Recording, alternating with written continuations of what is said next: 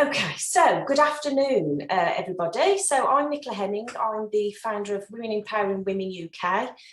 We're a community interest company who support women in all aspects of their lives across the UK. So today we're going to be discussing issues around getting pregnant. So struggling to conceive is one of the hardest things a woman will ever probably face in her life.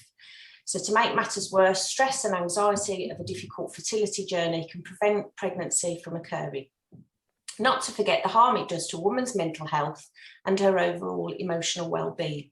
So today, as part of our series of support videos, we'll be talking with Dany Griffiths and her team of experts who have dedicated their careers to serve and support women on their fertility journeys. So Dany is the creator of the Freedom Fertility Formula. I've had to say that, trying to keep my teeth in, which is aimed to reduce the mental anguish of fertility in order to improve lives as well as pregnancy success. The programme also supports families, providing a healing journey to parenthood for anyone who is pregnant or their partner and is struggling emotionally. There is also the Freedom Zone, called Feel Right Emotional Empowerment, a movement focused on improving mental and emotional wellness. For those that are here for the live event, please feel free to pop any questions in the message box or stay on until the end, where Dany will be happy to answer any questions along with the team. So anything that's relevant along the way, if you don't get the answers throughout the session, we're happy to stay on board until the end. So without further ado, I'm going to hand you over to Dany Griffiths, who's going to talk to you about the Free Life Compass. So Dany, it's over to you. Thank you very much. I'm going to share my screen because it helps to have a look at the visual as I go through. So let me just do that now. Oh, it's not on the slide I want. That's a good start. Let's go back. Okay, so I'm just going to pop this up. So that's not that. Oh, can't see me. Okay, so can everybody see my screen? Yeah, good stuff.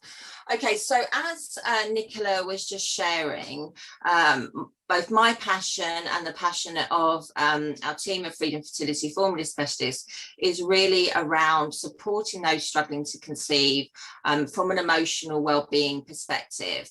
And through my book, which has recently been launched, and through my wonderful team of Freedom Fertility Formula specialists, we've got specialists all around the world. And they're an incredible bunch. Some of them you'll meet today and you'll see for yourself.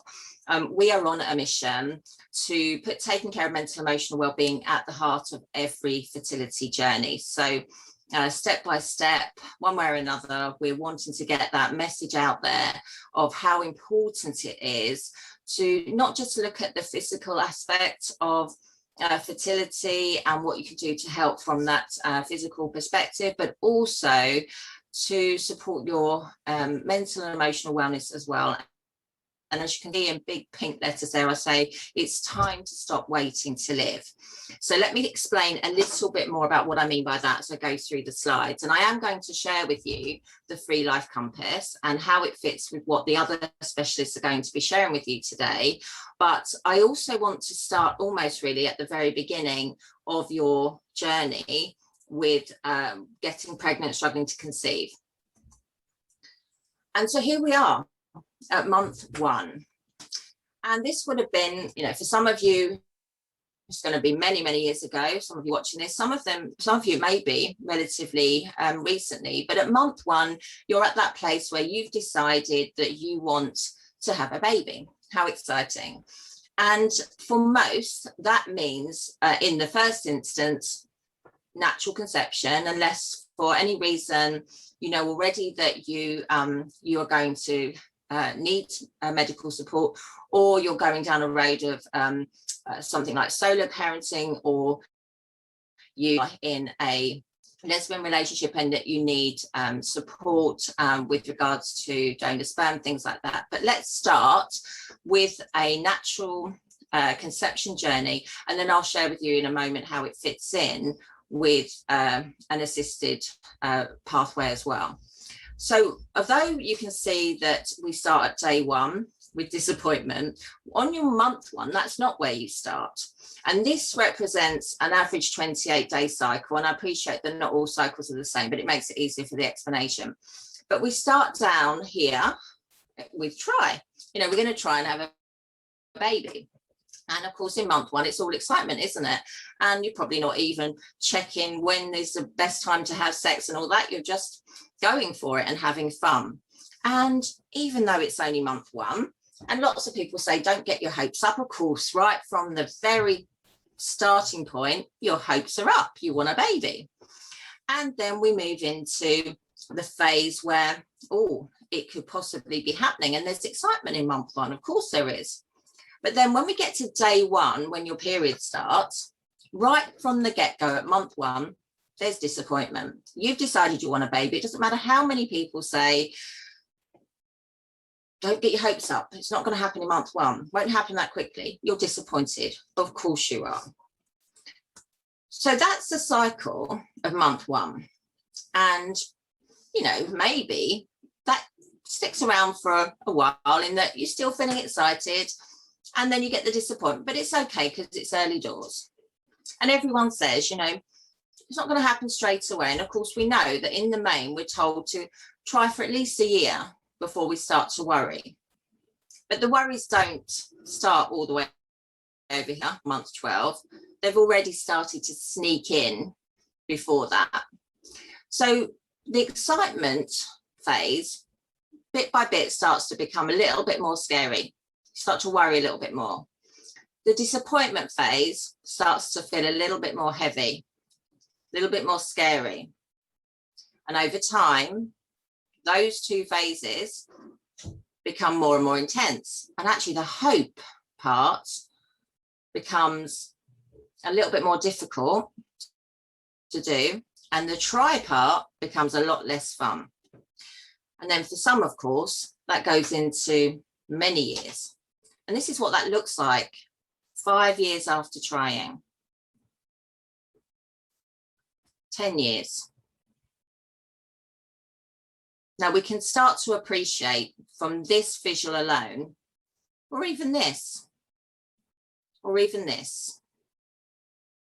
why it becomes so distressing when your dreams of having a baby don't happen after, you know, those couple of months of trying. It's not a competition in terms of how long anybody's been trying. It is tough right from the get-go. And what this leads to is something I call the downward cycle of despair. Now, I call my book, I Just Want to Have a Baby, because that's it, isn't it? I just want to have a baby. But we go on this roller coaster ride, this downward cycle of despair of every month picking yourself up. We've got to try.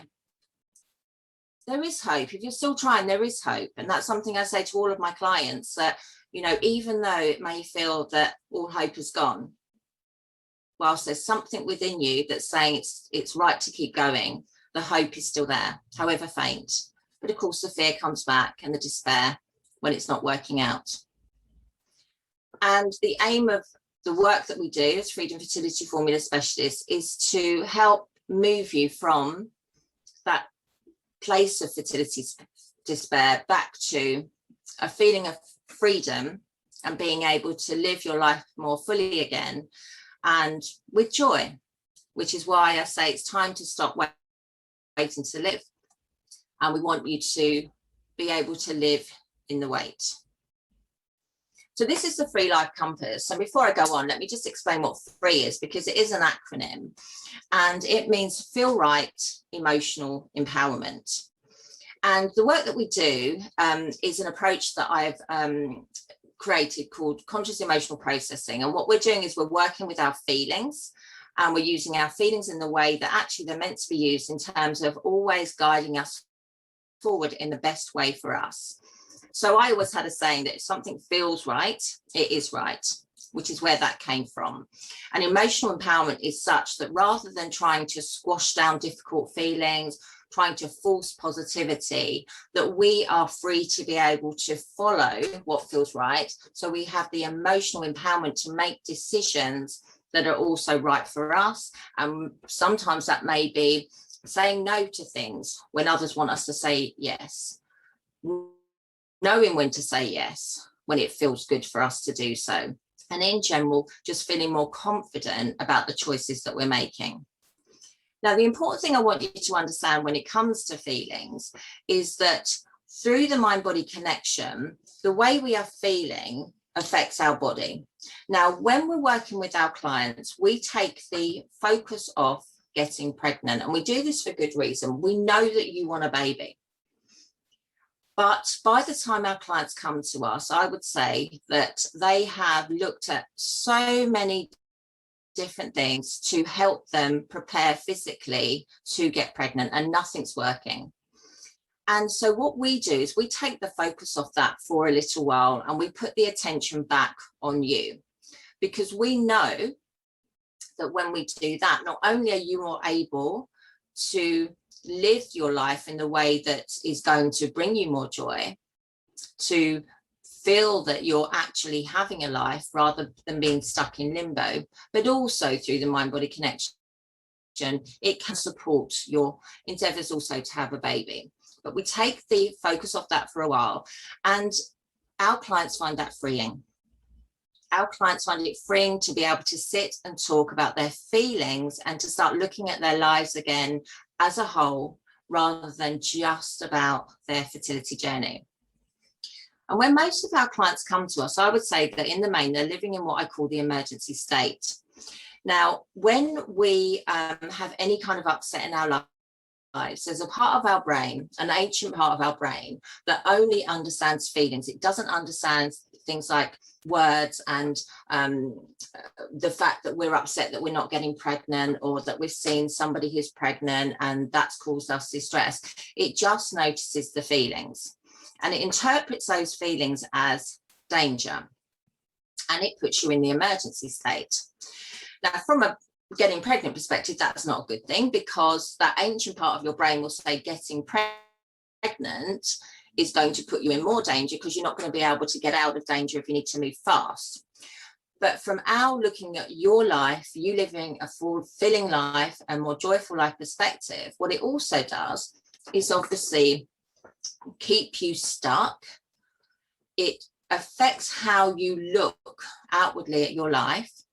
And it's very difficult to imagine that life can be better, more happy. Now, what I would say, to put a framework around this, everybody is different in terms of how they're handling their fertility journey. So not everyone's always spending this time in a complete state of despair. But a lot of the time I hear those who are able to kind of still make sure they're making plans and living life, underneath, they've still got this stuff going on that they're hiding from other people. Okay, so what you're going to learn over this next hour is various tactics to help you move up to the neutral state and then on into what I call the living state. And the reason that this is important is that when we're unhappy, it's hard to imagine what happy is. But actually, we don't move from being distressed to being happy. We move through something called the neutral state. And actually, life itself, every single day, when we're responding appropriately to our feelings, in other words, that whatever's happening in our now is what we're feeling. So if something upsetting happens, it's appropriate to feel upset. But when we're wanting to enjoy ourselves or get on with our day and do our work, to be stuck down in a place of upset is not useful. So the neutral state is actually our bridge from being distressed through to living. And the things that can hold us in the emergency state are things like looking back on your past and lamenting the life you had. You know, before fertility, there were so many things you didn't have to think about and that you were having fun and enjoying. The other things that can keep us stuck in the past is when we've got stuff that's happened that we're now worrying about. So some things that can cause distress for a person struggling to conceive is their past history and thinking, what have I done? Am I to blame? And of course they're not. The other things that keep us stuck in the emergency state are worrying about the future. It's uncertain.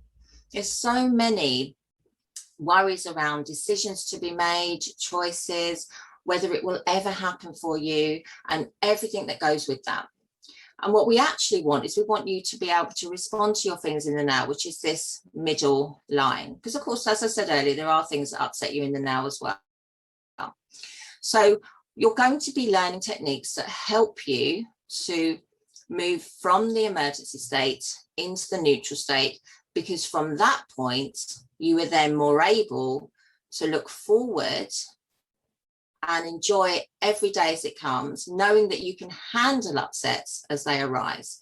Because we also have good stuff and bad stuff from the past and future as well. So we draw positive things from our past, and when we look forward, knowing we are able to handle all the difficult things that life throws at us, even when we're not on a fertility journey, but more so when we are, that we can look forward and plan in a more flexible and confident way.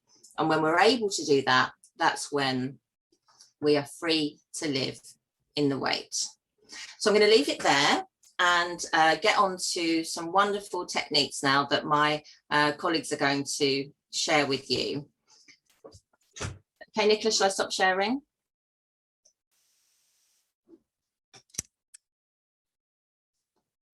Hear you. You're muted.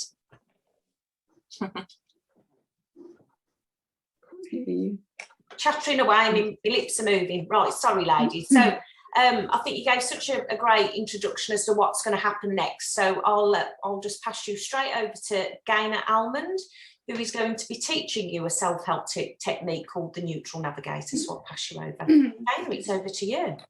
Hi everyone, so I'm going to delve straight in because I've only got 10 minutes to explain this technique. So this is a really good, very powerful coping technique, a coping mechanism that you can use in an ad hoc situation. So it's not about sort of as we go on with the day, you'll hear how important it is to not suppress emotions. So this is really important to know that that's not what we're doing with this technique. But when you're out with your day, you're in a work situation, or you could be going to meet friends, and something comes up that really sort of sends you back into the emergency state. So I'm going to refer to the Free Life Compass. So I want to get this coping mechanism will help to get you back to the neutral state. So something happens in your work, for example, someone announces that they're pregnant. And of course, that can be a massive trigger for a woman who's trying to get pregnant. So it might send her down here, but she's got to go on with the day. She's got a meeting. So she can take herself off to the bathroom and she can do this technique. But as you practice it, you actually don't need to go off to the bathroom. You could do it while you were sat there. But for now, we're going to do it sort of with the hands, just to show you. So I am going to need a volunteer because it's really helpful if you actually see this happening. So I don't want anybody to draw on anything that's really going to affect them and bring up any sadness today, but it could be something like an example. It could be someone's cut you up on the motorway and really peed you off, or so. I don't know whether, Nicola, have you got something today that you're sort of in your mind that we could use just to show everybody how this works? Yeah, okay, I'm okay. game. So I'll just go through. I'm gonna stand up.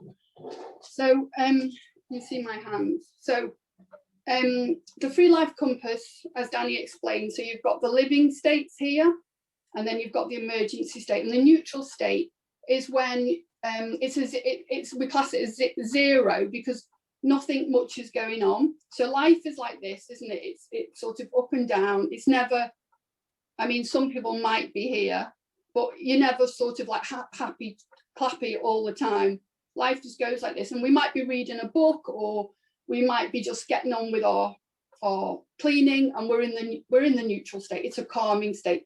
And as Dany said, it's a bridge between the emergency state and the living state. So what we use is we use one of our hands. I'm going to use my right hand, but you can use any hand. And this is our anchor. And this is going to represent the neutral state. So this is at 0. And my other hand is going to be the guy that ticked me off the other day at work, and I'm going to put that, if this is 0, it goes down to -10, -10 being sort of the lowest you can feel. So he's probably about a -3. Now, have you got something, Nicola, that you've got at the moment? Yeah. Okay. So if you put your hands out, so you've got your neutral hand. So this is where we're going to come to. So this is our anchor. This is where we want to get to. And then your other hand, and you're going to close your eyes, and you're going to feel the weight of whatever that issue is in this other hand.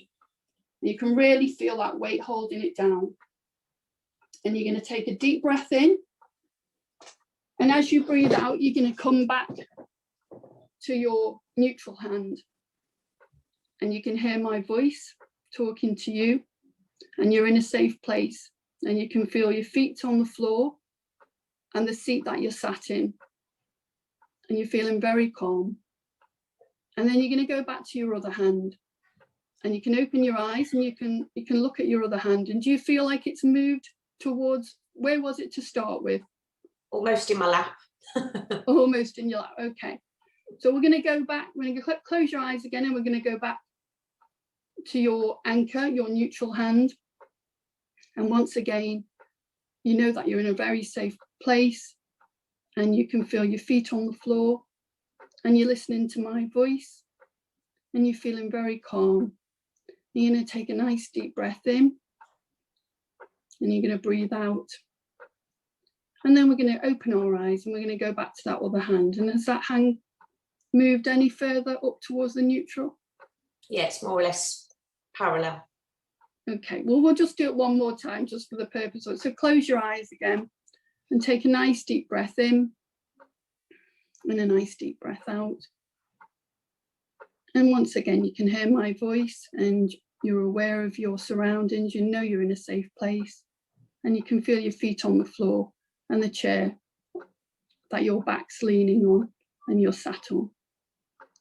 And you're going to open your eyes again, and you're going to look at that hand and see whether it's come up to the neutral state yet. Do you feel like it's come up to the neutral state? Yeah. Okay. So obviously, it would be lovely for everyone to try it, but it's a bit impossible today. But it is a really good, it's one of my personal favourite coping mechanisms to use. I've used it myself if I've had to go to work and I've got to be present for my clients and I've got something on my mind. I literally will do that, pick up my keys, and then I'm out the door. So, but once again, it's not about suppressing emotions. It's not turning that frown upside down. It's none of that. It's just, we have to get on with our day today, and this will really help you. And then, you know, sort of to get on with your day. And that's it, really. Oh, hopefully that was helpful. You know, sometimes, isn't it? It's just having the simplest techniques are the best, because we can all incorporate them into our lives, can't we? Yeah. In everything. Yeah. So really, thank you so much for sharing that. It's really helpful. You're very welcome. Okay, so next up we've got Joe Dalziel. I hope I've said that right, Joe, who's going to be talking to you about sixth sense decision making, trusting your sixth sense. Joe will be explaining the importance of trusting yourself and your gut feelings to ensure that you're making the best decisions for you to move forward on your fertility journey. She will also show you a quick and simple way of tuning in to what is right for you and how you can use this in any decision making, whether it be fertility related or in any other area of your life. So please welcome Joe. Hi, thank you very much. I'm really happy to be here. But yeah, as you said, I am going to be talking about sixth sense today, just as my dog started barking outside. But it might sound a little bit strange to some people when we talk of sixth sense, but actually all we're talking about is your gut feeling. So I'm sure everybody has had the feeling maybe of unease if you're out somewhere and you just might think, this just doesn't feel right. Or maybe that kind of nagging feeling where you just think there's something going on here. Can't put my finger on it. I don't know what it is. Or maybe you've met somebody and had a feeling about them. And again, you don't know what it is, but that's what we talk about when we say trust in your sixth sense. And it also can work the other way as well. So if you're having maybe a big decision to make, you make a decision, you sit down and you go, yeah, you get a sense of calm, or just that inner sense of knowing that you've done the right thing. So it kind of works in both ways for us. It can bring our attention to something that needs looking at, or it kind of just gives us that inner sense of knowing. Now, I don't know about you, but certainly I've ignored it at times. And then after you go, why didn't I listen to myself? I should have listened. I had that feeling, but chose to ignore it. So for various reasons, we can choose to ignore it. But for a fertility journey, it's really, really important, because these gut feelings do actually mean something to us. And by tuning in and listening to them, it can help us to make the right decisions or the best choices for us with regards to moving forward on our fertility journey. So the world of fertility or infertility is so noisy. We can Google away to our heart's content and be faced with all kinds of things. So the list's endless. There's different diets, treatments, holistic, medical procedures, coaches, support groups, books, although this one's really good. But yeah, plug Dany. But yeah, it's just such a noisy world. And we can have friends telling us one thing, doctors telling us another, and we feel really pulled and drawn between. We don't really know what's happening, and everybody has a different opinion on what worked for them or what might work for you. And also, it's important to note, when we really, really want something, your desire for that thing can really cause you to overlook or ignore anything that's maybe not quite right for you because it worked for somebody else. You go, I'll do that if it worked for me. And it can also cause you to overlook what is right for you because you're busy focused on what other people are saying. So always being too focused on getting what you want can really get in the way of listening to your inner voice. So there are other things that can drown out that inner voice that are kind of always there on a fertility journey. So overthinking is a massive one. We tend to kind of go through these excessive thought processes and trying to make decisions while we're researching things and what's best for us. We can talk through various scenarios, think out different outcomes, and we can just end up in this complete state of confusion and dizziness where we talk about something like analysis paralysis, I've heard mentioned, around overthinking. And you're just completely unable to know where you're at or how to trust your gut. And there's also listening to shoulds and needs. Oh, you should really do this. What you need is to do this. And of course, you're in this vulnerable state like, okay, yeah, I'll give that a go then. And it's not necessarily right for you. And what it causes you to do is just continue the search and keep looking. And it makes you look quite outwardly. But to be able to bring your outlook back into you and really connect with your inner self and your inner voice is just ask yourself, okay, how will I feel about myself if I do this? So it's just to kind of bring your focus back in. And also we can have loads of preconceived ideas about things. Maybe before we started on a fertility journey, people have said, I've done this, and you might go, why would you do that? But everything becomes very different. The world becomes a very different place when we start on this kind of journey and this roller coaster.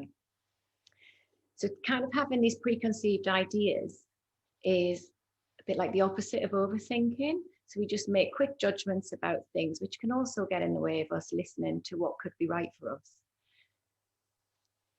Also friends, loved ones, doctors, their opinions can also really get in the way of us listening. And we want to, especially doctors, or maybe if people are having assisted treatment, so you're at an IVF clinic and they tell you one thing, you're in a really vulnerable position. And what they say to you, you're like, well, they know everything. So of course, this isn't right for me. But actually, what they know might be right for other people. But the person that knows most is you about what's right for you. So it's really important to be able to tap in to this. So what we do within the Freedom Fertility Formula with our sixth sense exercise, we take our clients through. So if you're watching this, you might want to get a pen and paper just to note down what we would do. So we ask our clients to write a list. And on that list, we would ask them to write everything that they have done in the past with regards to their fertility or improving their chances of conceiving, to everything that they're doing at the moment, and also things that they may be considering doing. And as they write this list, we ask them just to explore feelings that come up around what they've done or what they're thinking about doing. If no feelings come up, that's absolutely fine as well. And I always say, walk away from the list, go and be distracted, maybe come back to it another day, but give yourself a bit of space and come back to the list. You don't want to do this when you're in a bad mood because you're not going to make the right judgments for yourself. Come back to the list, bring yourself to a quiet place, maybe take a few deep breaths before you do it, maybe have a bit of a shake out and just bring yourself into the moment, into the room. And then look down the list and work really quickly. And we say to work quickly because we want to engage the subconscious part of our brain, which is the feeling part of our brain. The second that we pause and we start to think, we're engaging the thinking part of the brain. So that's when we start to hear, oh, well, she did say that about that. So yeah, maybe that is right. We don't want any of that to happen. So if you notice that happening, if you notice your focus shifting, stop, take a breath again, and just think about what is right for me. Move down the list very quickly, put a tick across a yes or a no beside those things. And what we hope that will happen by the time you get to the end of it is that maybe there are things on that list that actually you know aren't that right for you. You've done it because a friend said that it was right. So what we're looking for when you move through the list is things that fill you with joy. So you go, actually, when I was, I don't know, for example, having acupuncture, I used to leave that and feel amazing. And I knew that I'd done something really good for myself. So that's the kind of things that we're looking for, because you know, if you've got those feelings, you are helping yourself. If you're going into doing something that you just think, I don't know why I'm doing this, it's a waste of time, waste of money, but I'm going to do it because it worked for her, it's not going to work. So going back to what Dany said before, if it feels right, it is right. And it's something that we always say within the formula as well. So always be curious about what's right for you. And yeah, by trusting your gut and listening to your inner voice that doesn't have any words, it's just the ultimate act in trusting yourself and being kind to yourself. And I do remember a quote that Steve Jobs said, don't let the noise of others' opinions drown out your own inner voice. And if it's good enough for Steve Jobs, then it's good enough for us all on a fertility journey. Fantastic. Thank you, Jo. Do you know, I'm a Reiki practitioner, and I get quite a lot of ladies coming to me that are kind of going through issues of fertility and stuff. And they do ask for advice, but they come and they've tried everything, been everywhere, seen everybody. And I tell you what, this is going to be my new advice. It's crucial, isn't it? Go within and what's, you know, that instinct, inner instinct telling you. So thank you. That's absolutely fabulous. Wonderful. And on fertility as well, any big life decisions, it's a fantastic tool. We all have to use these tools, and absolutely. Wonderful. Okay, so next up we've got Sarah Hodgkins, and she will be talking about coping mechanisms for survival. So during this session, Sarah will help you explore how and why we use coping mechanisms to help us deal with emotional pain and difficult feelings, considering the impact that this can have on our overall well-being and the relation that this has to fertility. So Sarah, without further ado, over to you. Thank you, Nicola, thank you. So just following on from some of what's already been spoken about, one of the areas that we do help clients explore is just to think about how they're generally managing on a day-to-day basis, how they're kind of dealing with the emotional pain that they're feeling but also kind of still feel that they can do what they need or want to do. And as we kind of explore that, clients often become aware of just how much they've been squashing their feelings down or even denying that they exist. And the longer that that's been happening, the harder it can sometimes feel to realise it or to admit it even to ourselves. But the more that we kind of do that squashing in order to maybe protect ourselves from painful emotions, the more we can actually risk almost reaching that place of feeling detached from our feelings, feeling numb, you know, not in a good way. And sadly, that can work in the context that it allows us to function, but we also risk preventing ourselves from letting in the good stuff, you know, the positive impacts of life, and perhaps sometimes not even realizing that we're doing that. So, you know, none of us want to be in emotional pain for an extended period. You know, we all move in and out of those difficult times with regards to our emotions, but hopefully there's going to be enough to lift us back out when we kind of reach the other side of it. But with fertility journeys, you know, this emotional pain can just end up leaking into so many areas of our lives and how we see our future, that we can begin to feel lost and stuck on that downward cycle of despair, you know, that Dany was kind of referring to at the start. And as a result, without more useful strategies, what some people tend to do is survive by using coping mechanisms. So by coping mechanisms, what we mean is kind of something that we use to distract ourselves away from those painful feelings rather than dealing with them in a useful way. You know, we all use different coping strategies in moderation, I guess, for fun, for rest, and that's not necessarily a bad thing. We're not saying that that's something we shouldn't do. But those coping mechanisms do have the potential to cause us harm if we're using them continually to try and make ourselves feel better or to distract ourselves from emotions and feelings that we would rather not have. So I'm just going to spend a little bit of time with you just thinking about some of those common coping mechanisms. And as I go through them, I want you just to see which ones that you might be familiar with yourself, and also just think a little bit about when and why you might find yourself using them, perhaps. So the first one that we often talk about is the coping strategy and the kind of coping mechanism of staying busy. So essentially, it's where we distract our minds from difficult feelings by filling it with something else instead. So an example could be mindlessly watching TV, you know, kind of scrolling through social media, taking on new projects, even when realistically we know that we haven't got the time to do it. It might be working long hours, you know, trying to be or do everything for everybody else, just shifting ourselves further and further down that list. And sometimes this can be linked to a need for control, I guess, when so much else feels like it isn't in our control. Wanting to feel useful when we feel like we're not getting anything else right.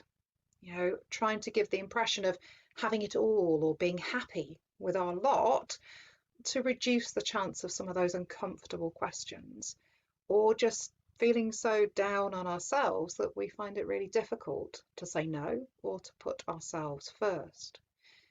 So if this is something that you recognize in yourself, how does that show up for you? You know, what do you do to stay busy? You know, what are you trying to avoid by doing so? Another one that we talk about as a coping strategy is the idea of self-sabotage. Now, self-sabotage is when we use something else. You know, it might be an experience, food, drink. We use that thing to temporarily reduce our emotional pain, even to the point of kind of self-medicating perhaps in other ways that might go against how we want to feel or how we see ourselves. An example of this, there's a lovely client that I worked with who realized through doing this work that she was using drink, she was using alcohol as a way of coping with her anxiety in social situations. But she would then end up drinking more than she planned to.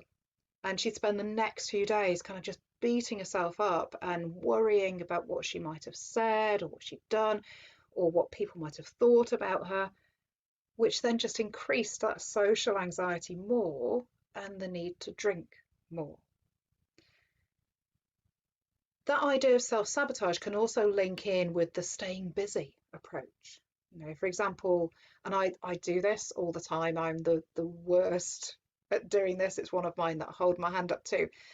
The kind of staying up late, you know, even though we know we could really benefit from some sleep, but just then ending up with a restless night, feeling even more tired and exhausted in the morning, and just reaching that point where we're living on adrenaline. You know, we're firmly in that emergency state that some of the others have touched on. And the downside of this strategy is often, though, that we can end up creating further difficult feelings and emotional pain, just as I touched on, you know, such as guilt, shame, regret, just being hard on ourselves, you know, risking ending up feeling worse as a result, with the possibility that we might then end up self-sabotaging even more to deal with that increasing mountain of distress. So again, as you listen to that, are you aware of any ways that you might self-sabotage? You know, when are you more likely to do this?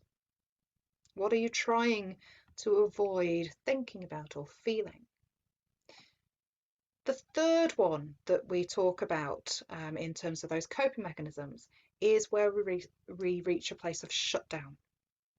So shutdown is where we can reach that point of apparent exhaustion, you know, not even feeling that we want to get out of bed, or maybe losing interest in self-care, you know, doing things that previously lit our lives up, maybe even to the point that could be considered as being in a depressed state. And for some, as mentioned before, that state of shutdown can bring us to the point of feeling completely numb. You know, no real feelings about anything at all. You know, almost like our emotions are kind of just flatlined.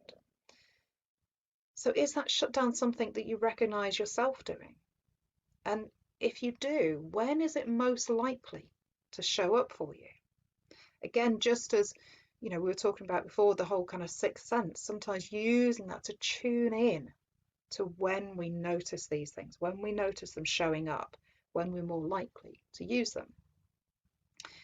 And sometimes those kind of coping strategies can end up leaking into each other, especially if the strategy that we've used hasn't served enough of a function, if it hasn't relieved the emotional pain.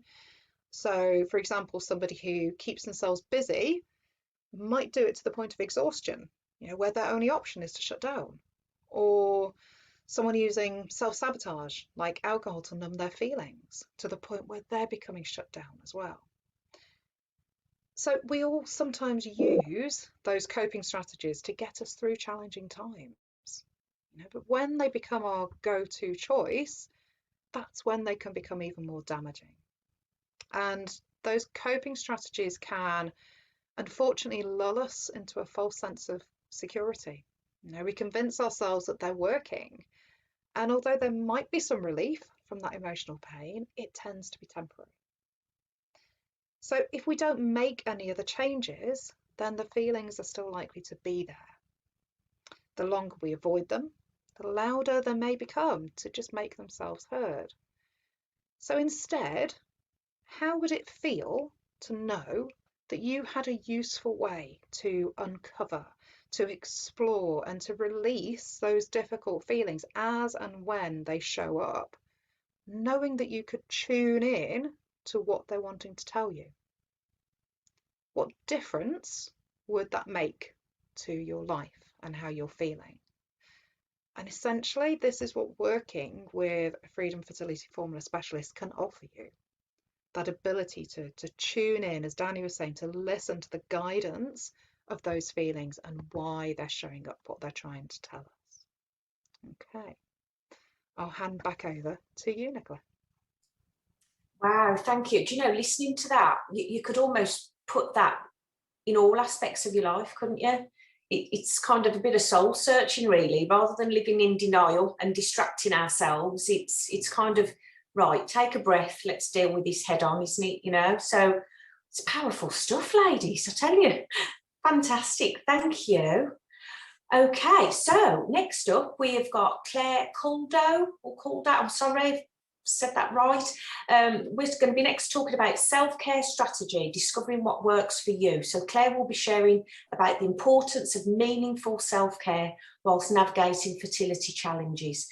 Women aren't a one-size-fits-all, we know that, and we'll discover the wellbeing strategies that feel right just for you, with valuable self-care tools and creative activities to build a strong foundation to leave you feeling calm, confident, and emotionally in control. We could all do with a bit of that, couldn't we? So, Claire, over to you, my dear. Oh, thank you so much, Nicola. And it's such a pleasure to be here with everybody. And, you know, I work with these wonderful ladies all the time. And, you know, here in this space, you know, it's like hearing afresh. Every time I hear about the different techniques, I'm learning something new every time. It's like rediscovering the tools, applying them to our life, whether it's for fertility or our whole lives. They're such important skills for life. And I had a plan of what I wanted to share with you today, but moving on from how Sarah has so beautifully, eloquently described, I just felt drawn to kind of move into something more experiential that we can share together as a way of sharing a bit more about the important self-care strategies that we explore to support our clients with the Freedom Fertility Formula. So if people are comfortable with that, and I can see a few people are here that have joined, I'd just like to invite you to be present for a few moments, really, you know, from how Sarah has shared about the importance of connecting with, you know, how we move through our day, how we distract ourselves, things that we may avoid, just to come back out of our heads, back into our bodies. And so if you want to place a hand on your chest and one on your tummy, and we'll just share a moment, you know, all from our different rooms, but in our boxes on Zoom, to just take a gentle breath in through your nose for 7, breathing in, and softly breathing out through your mouth.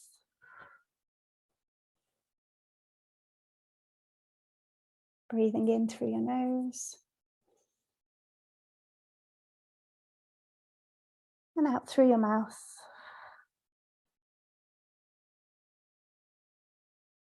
And breathing together in time for our last breath in through our nose. And breathing out through our mouth.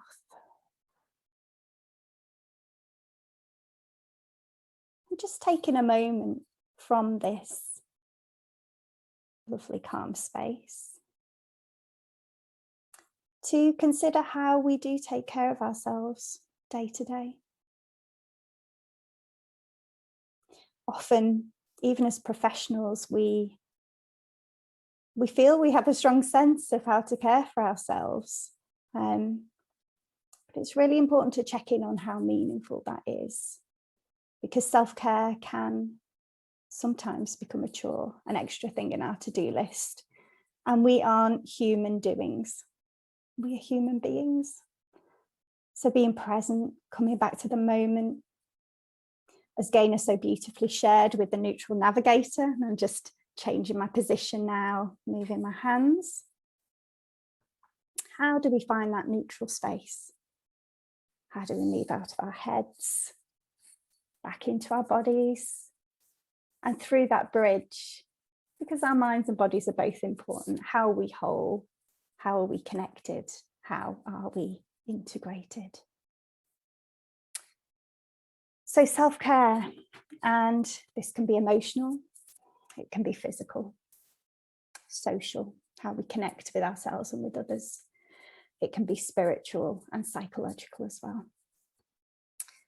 And in Freedom Fertility Formula, I'm going to refer to Dany's book here, because there's so much I could talk about, but I would highly recommend that you buy this beautiful book with such amazing wisdom. And I can even tell you the page number, which is page 104. And there's a little bit at the top here, paving the way for success. And it really is very much our success steps, but our day-to-day self-care, our strong foundation that we can return to when we feel wobbled, that we can come back to this really strong foundation. And you can read in the chapter about self-care. Dany talks about the start well strategy, how we start our day, how we speak to ourselves, our intentions, and what is conscious to us. So you can read in a lot more detail. I won't go into it now, but I would like to share with you 3 powerful, simple techniques and tools. It doesn't have to be complicated, but 3 really powerful tools that you can take away in your day-to-day, whether it's to do with fertility or anything else. And our first fantastic habit is called, we refer to it as the daily dump, which is letting go, essentially. And, you know, often experiencing challenges, particularly fertility challenges, it can be the very first thing that we think of when we first wake up in the morning. A bit of a personal disclosure, as well as a Freedom Fertility Formula specialist. I had my own fertility journey of 5 years, and I was also working as a counsellor and therapist, supporting space for others at the same time. And I would wake up in the morning, and that deep desire for a baby was the first thing that I thought about, as well as all of my to-do lists for the day. I really wasn't present. I was waking up, my container was full. My container was spilling, actually, and yet I thought that I was doing okay. So from the moment we open our eyes in the morning, are we present, or are we coping? Are we surviving? And the daily dump is an amazing way that we can find a way to release those overwhelming, saturated, often quite toxic thoughts and ways that we speak to ourselves. So I would invite people to have a notepad and pen by the side of their bed that they can have when they first wake up. For others, it might be difficulty getting to sleep, and this may be a more powerful time to use the daily dump. But we can take that time to write freely. So this isn't about journaling, it's not about reflection and analysis, that's something else. This is about free association writing, where we can just allow ourselves, there's no wrong way to do this, we just allow those that writing to flow onto the pages. We're not returning to it. The purpose of this is to interrupt all of that kind of overwhelming thoughts and worry that can be like a runaway horse. It's about getting it out onto paper. And then ceremoniously, because it's so important to have rituals that help us move and create boundaries and move, kind of more freely. When we've taken time to have that dump on paper, we can decide how we want to get rid of that. So we might want to rip it up, we might want to throw it in the bin. Some people might like to write it on toilet tissue and then flush it away. But we are releasing that so we can come back to our neutral space again. So I would invite you to try that, whether it's fertility related or other challenges that we may be moving through. If we're feeling full and saturated, to have that opportunity to write freely without returning to it, to just allow that out, to create more space. So that's our first. Our second, and I'm mindful of time, is a personal favourite for me, and it's about movement. And Sarah was explaining how we can stay busy as a coping strategy, or we can shut down. And often our movement reflects how we are in our minds. And often we stay really busy, we don't take a pause. You might like to reflect personally on how you move through your day. Do you rush through your day? Or do you move mindfully through your day? That there's no right or wrong. It's just an invitation really to consider your movement. And, sometimes we have the afternoon slump at 3 o'clock, Or on a fertility journey, it might just be difficult getting out of bed in the morning or moving through the motions of what we need to do. And things can feel so hard and stuck and heavy. And yet there's a really simple, powerful way that we can bring ourselves back into flow, into movement, and to interrupt that stuckness. And we can release our creativity, we can be present, we can move with ease, we can actually even move with joy. We can find a way to move towards that. And it's through daily dancing. It takes all of 3 minutes. We can choose a track that really lifts us, something that makes us feel empowered. All of our choices may be completely different. This is a practice I use every day, 3 minutes. And yet in those 3 minutes of connecting with a powerful piece of music, moving our bodies, we don't have to be great dancers. That isn't what this is about. It's about being in our bodies, trusting our bodies, flowing and feeling present. And our whole brains light up with this amazing activity in response to the music, in response to, we are connecting with ourselves, we're connecting with the music. And it's far more powerful than even hours of talking. You know, we could talk and talk and talk and still not have the same impact as putting our favorite piece of music on and moving. You know, so some of my clients, they don't want to necessarily dance, but they put on a great feel-good soundtrack. You know, it could be anything, different podcasts, and they go walking, they go running, but they're moving. They're not in that frozen state. They're not in shutdown. You know, they are bringing gentle movement back to their bodies. And with that comes our creativity. We're opening up. I'm moving my arms out, you know, we're dancing. And you can see how different it is, you know, to be moving, open, than it is to be protective and closed and shut down. So that's number 2. And then number 3 is our soothing soul break. And that's a Freedom Fertility Formula tool where we invite you at the end of the day, through the challenges of an often difficult fertility journey, to take that time to rest, to care for you, to look after your body. And I'm not going to share too much more other than to refer you to Dany's website, because you can actually access the Soothing Soul Break for yourself. It's a really special relaxation. It's a progressive muscle relaxation, and it has the added benefits of anchoring some really powerful words to your whole body relaxation, connecting the mind and the body. And those words are, I feel calm, I feel confident, and I'm in control.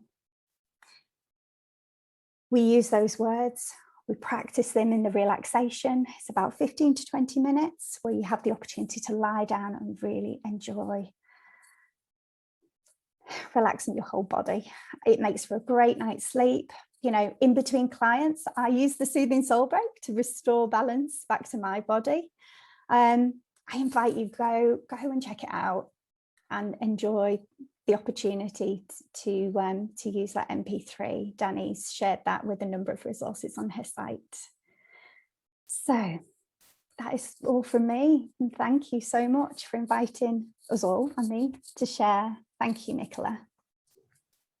Wow, Claire, there's just so much information you've just packed into there. But the I'm a human being and not a human doing, I absolutely love that quote. And a few little things in there. I always say to sort of clients with regards to self-care, put it in your diary like it's an appointment, because we don't give ourselves enough time, do we? We're always bottom of the pile, and yet we're absolutely of no use to anybody, are we, when we're all out of sorts and our emotions are in a state. So I call it brain dumping, but I absolutely love that. It's brilliant, and if you could do that on a daily basis, it's wonderful. I do full moon evening events, and we just get all the crap, everything in our lives that we just want to get rid of, and we write it all down, and we do a meditation, and we go out, and then we have a big fire pit, and we just chuck it all in the fire pit. Rituals are just fantastic things, aren't they? You know, it gives it so much more power and energy. So absolutely brilliant. I'm loving this, Dany. This is just wonderful stuff. Thank you all, girls. So thank you, Claire. I loved your passion. So last of all, I believe, we have got Karen, and Karen will be explaining a little about our emotions and how we can better understand them. By working with our emotions instead of against them, we can understand their root cause. Using tools to address them as they arise, Karen will explain how we can bring ourselves to a genuine calmer state more quickly. With tools and techniques that work from one day, we can reduce anxiety and overwhelm in all aspects of our lives. So thank you, Karen. The stage is yours. Thank you so much. Thank you, Nicola. And thank you for giving us the opportunity to talk here. It's been so nice to be a part of this.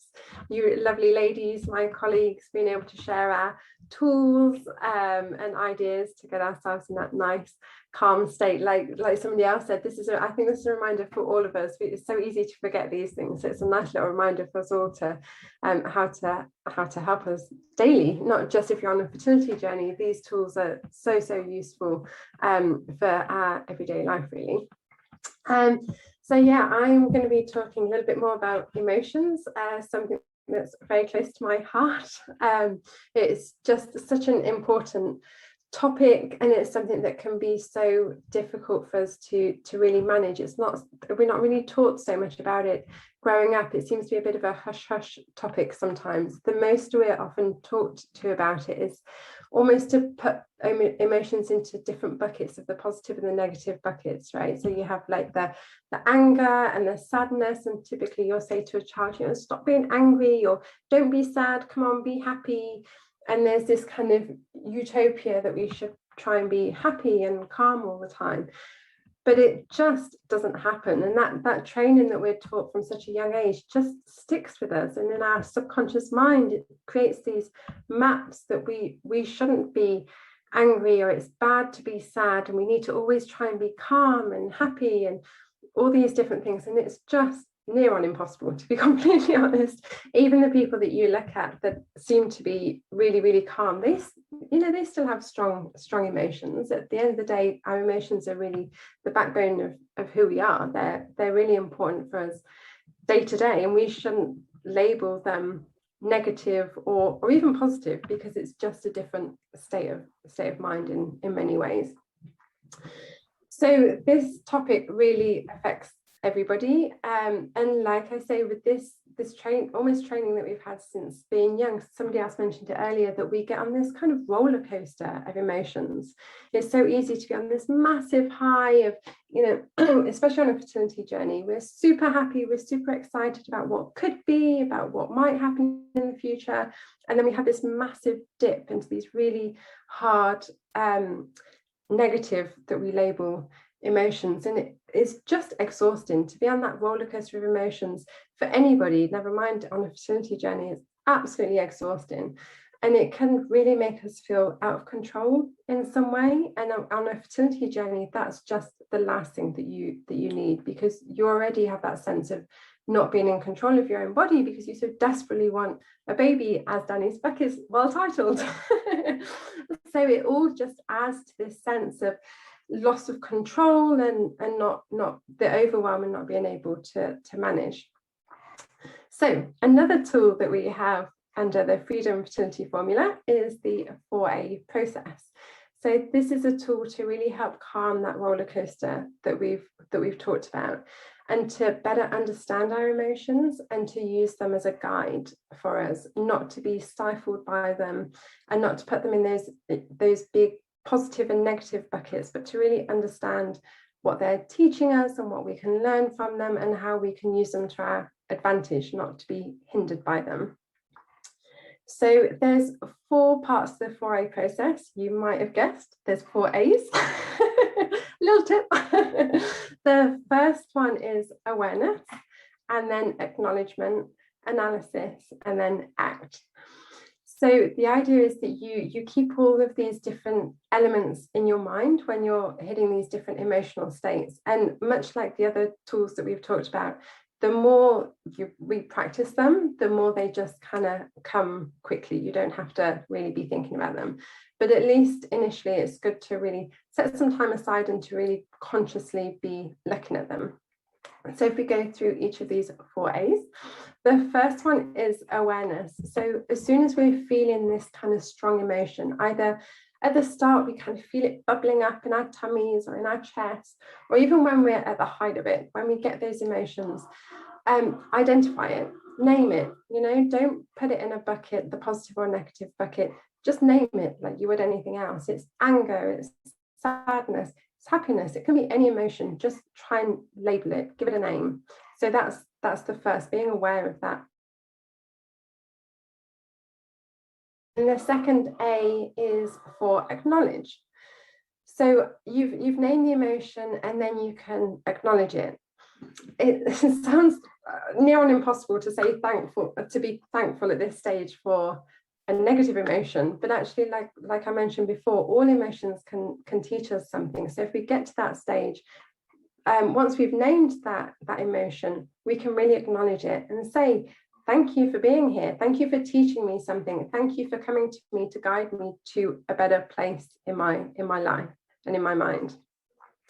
So each of our emotions, you can actually link them back to a need. If you look underneath the emotion, in fact, each emotion has a typical need that wants to be met for that emotion.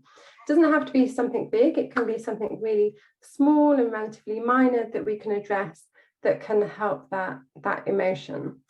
I just think it's amazing how our bodies teach us in this way, right? We have all these things going on in our lives, but we have these little hints and tips that our body is giving our mind to really teach us to be the best person that we can be in our emotional and our mental state. So that's a reason to be grateful as well.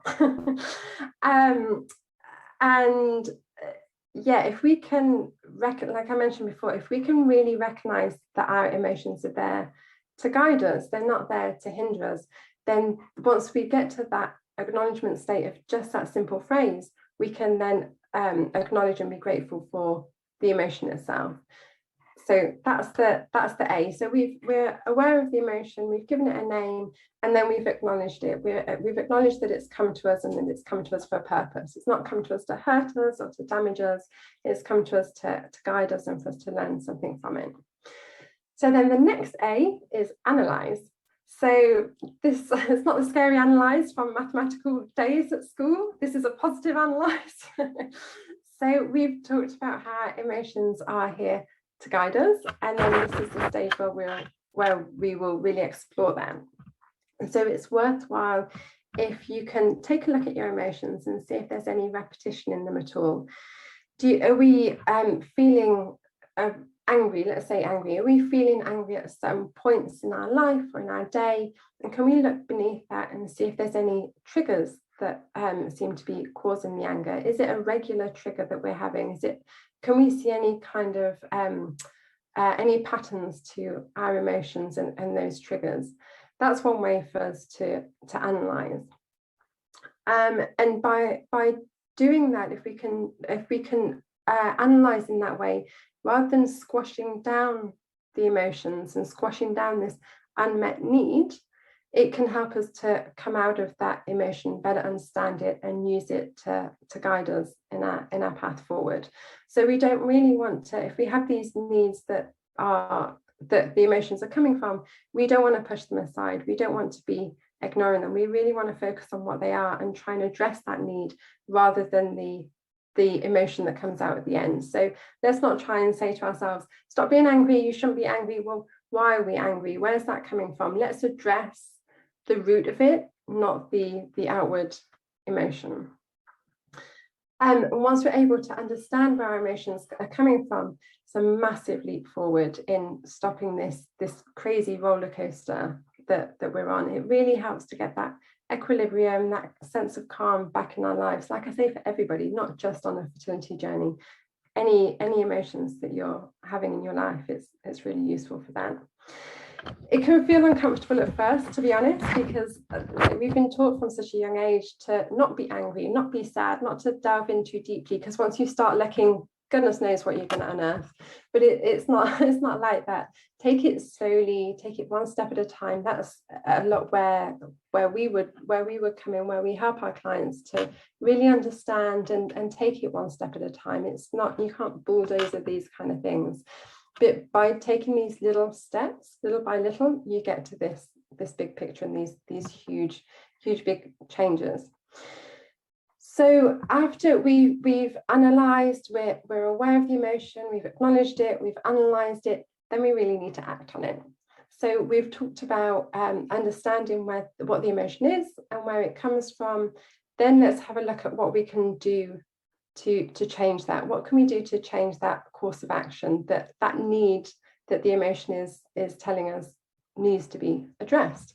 Because obviously if we just keep acknowledging it but we don't address the need, then it is difficult to really move forward. And then we could get another emotion on top of frustration, because we've acknowledged these emotions, but we're not really moving out of it. So to get out of that frustration and the potential overwhelm, you really need to act on the need, not necessarily the emotion, but the underlying need, to really come out of that state. And then little by little, you'll find that you reach this real sense of calm. You'll start to feel more in control of your emotions, not controlled by your emotions. And that's just so liberating in itself, because you're not feeling you're being held back by all these emotions, but they're teaching you, they're guiding you, you're moving forward, you're grateful for them, and you're able to swim out of the overwhelm and get back to that really nice, calm state. Doesn't mean you're not angry or you're not sad or you don't have these highs and lows, but you better understand them, and you understand how to get out of them, and you're no longer feeling that guilt or these other added on emotions for the anger or whatever it is that you're feeling. So yeah, that, you can tell I'm a little bit passionate about this area. Sorry. And this is a big part of what we do, and like I mentioned, we work with success steps, we call it. So with our clients, we'll understand that where they want to get to, and little steps that we can help them and guide them and support them to get into the bigger state that they're looking to get to. So that's really powerful too. Yes, I will leave it there. You're on mute, Nicola. I keep doing that, I'm so sorry. It's a bit like with my clients. I always advise them, you know, obviously not usually about fertility, about other things, but it's taking that step back and almost observing your thoughts and your feelings as though you're a third party. And I tell you, you know, the subconscious mind, it's so powerful, isn't it? You know, but it can either work with you or it can really work against you. And I think it's really, you know, we just don't take that time for ourselves, do we, to take that step back and think, right, why am I feeling like this? You know, is it logical? Is it not? And, you know, so absolutely, I've so enjoyed today. Thank you, ladies, so much. Gosh, you know, you could literally put all that you talk about to everything, couldn't you? You know, we could almost just do this just about, you know, coping strategies of life. Really powerful stuff. So thank you so much. And it'll be nice for me now that I can signpost clients to yourselves, you know, and your book, Dany, you know, and kind of just different ways of coping strategies, I suppose, and dealing with things sort of head on. But right, does anybody have any questions? I've got no questions in the chat boxes at the moment. No, but feel free to shout up if anybody has got any questions. Nicola, could I just add, from a time perspective, if you when you're sharing, if you wouldn't mind sharing the link to my book, over the next 3 weeks, including this week, I'm actually doing a support group. So as people are reading the book, I'm reading it alongside them and supporting them so they can actually dive deeper on some of the things that we've been talking about today and more. That's absolutely fantastic. So we'll get this sent out to our readers, and we'll get it put out on the website. But if you can send me the links to everything, the same as to your Amazon, you know, your book, that would be fantastic, because you know, this is what this is all about, and this is why WEWUK was born. You know, I'm not an expert at all these things, but it's finding experts like yourselves. You know, some people don't know that this kind of support is out there for them, and just listening, you know, just I can feel the passion from you all, you know, passionate about helping women kind of deal. It's really difficult, isn't it, fertility? And I was thinking about this when you were all talking, and at first I think we just assume that when the time comes it's just going to happen. And Dany, like what you shared right at the very start, you know, after 2-3 months, then you kind of think, oh, hang on a minute, something going on here. And then you know, you can go through feelings of being a failure. And life's tough enough, isn't it, without all these sort of added issues that women have to go through. And fertility is major, I feel. And, you know, like with periods, menopause and everything else that we have to deal with. But you are all doing an absolutely amazing job. And just for anybody that's listening, these incredible women have given up their time today to support you. And this is what they do. This is their bread and butter. You know, they all come from different backgrounds, but majority have helped and supported women through fertility and pregnancy, you know, and all of those sorts of things. So I just want to give you all a big thank you for giving up your time today. And yeah, let's spread the love and the support. And anybody watching this, if you have got any issues at all, we will make sure that there are links below. And you will find these incredible women on Dany's website, Freedom Fertility Formula. But we'll make sure you've got the links underneath. But that's it. Unless anybody's got anything else to say, I just want to say thank you. Okay.